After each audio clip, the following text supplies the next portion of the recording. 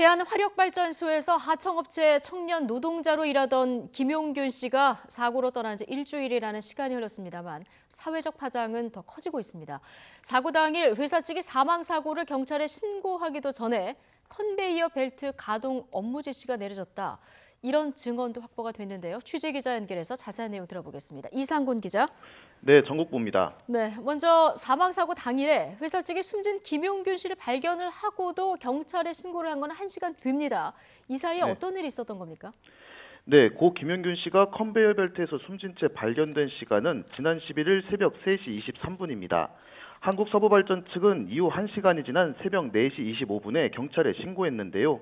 이 사이 컨베이어 벨트 하청업체 정비원들이 전화로 긴급 근무 지시를 받았다는 증언이 나왔습니다. 사고로 컨베이어 벨트가 멈췄으니 점검차 가동을 중단했던 바로 옆 컨베이어 벨트를 움직이게 하라는 내용이었습니다. 대부분 새벽 4시에서 10분 사이 전화를 받았고 이는 경찰 신고보다 20여 분 정도 앞선 시각입니다. 결국 태안화력에 도착한 정비원들은 동료의 시신이 그대로 있는 상태에서 1시간 동안 가동 준비 작업을 해야 했습니다.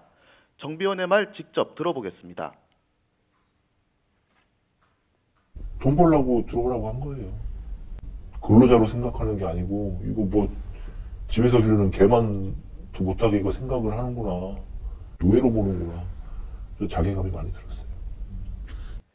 시민대책위는 긴급 정비 인력을 투입하고 노동청의 작업 중지 명령을 무시한 결정은 서부발전 지시 없이는 불가능하다는 주장입니다. 하지만 서부발전은 컨베이어 벨트 가동을 직접 지시한 것은 하청업체였다고 해명했는데요.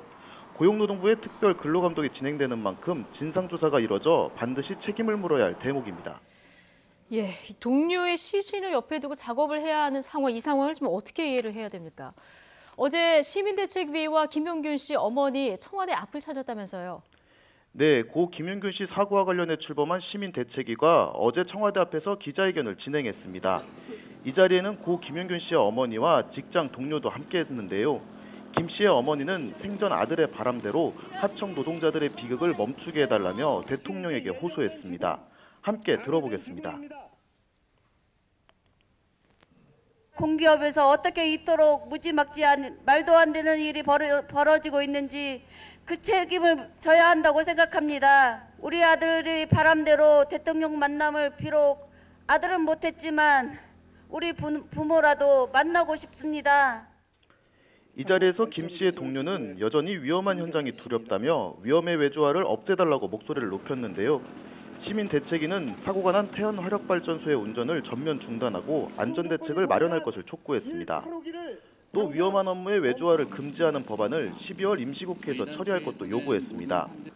시민대책위는 광화문 광장에 고 김용균 씨 분향소를 마련했으며 오는 22일 범국민 추모제를 여는 등 하청업체 노동자들의 희생을 막기 위한 활동을 이어나갈 예정입니다.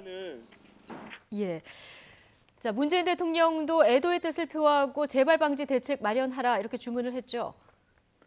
네, 문재인 대통령은 어제 청와대에서 열린 수석 보좌관 회의에서 모두 발언을 통해 고 김용균 씨에 대한 명복을 빌며 애도를 표했습니다.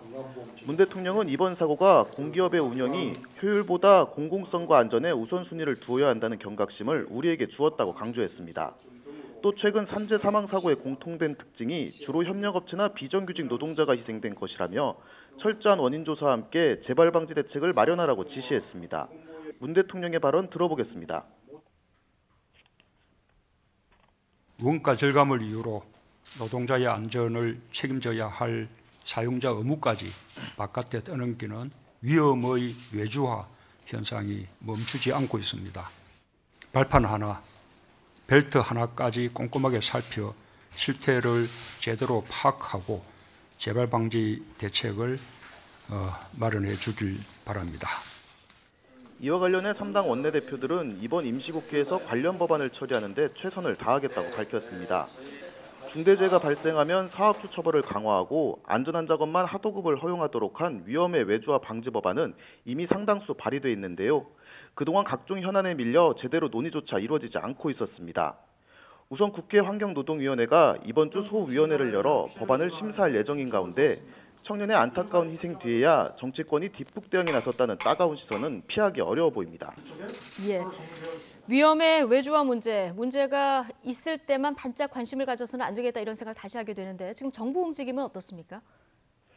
네, 고용노동부와 산업통상자원부가 석탄화력발전소 특별산업안전조사위원회를 구성하기로 했습니다. 특별조사위원회에는 노사가 추천하는 전문가 외에 고 김용균 씨 유가족이 추천하는 전문가도 참여합니다. 조사위는 석탄화력발전소에서 그동안 발생한 사고의 원인과 하청 실태 등을 모두 조사하고 제도 개선 방안을 마련할 계획입니다. 태안화력발전소에 대해서는 사고 조사 외에 고강도의 특별 산업안전 보건 감독이 진행되며 한국서부발전에 대한 안전보건 종합진단과 함께 12개 석탄화력 발전소에 대한 긴급 안전점검도 이루어집니다. 근무 시스템에 대한 대책도 내놨습니다. 운전 중인 석탄 운반 컨베이어를 점검하는 등 위험한 일을 할 때는 2인 1조로 근무하고 낙탄 제거 작업 등은 위험한 설비를 반드시 멈춘 상태에서 진행하도록 했습니다. 또 경력 6개월 미만의 직원에 대해서는 혼자 일할 수 없도록 했습니다. 정부는 또 도급 사업에서 원청의 책임을 대폭 강화한 산업안전보건법 개정안이 조속히 통과할 수 있도록 국회에 협조를 당부했습니다. 하지만 시민대책위는 정부가 내놓은 제도 개선 방안에 대해 근본 문제에 대한 고민이 빠져 있다고 지적했습니다. 지금까지 전국부에서 YTN 이상곤입니다.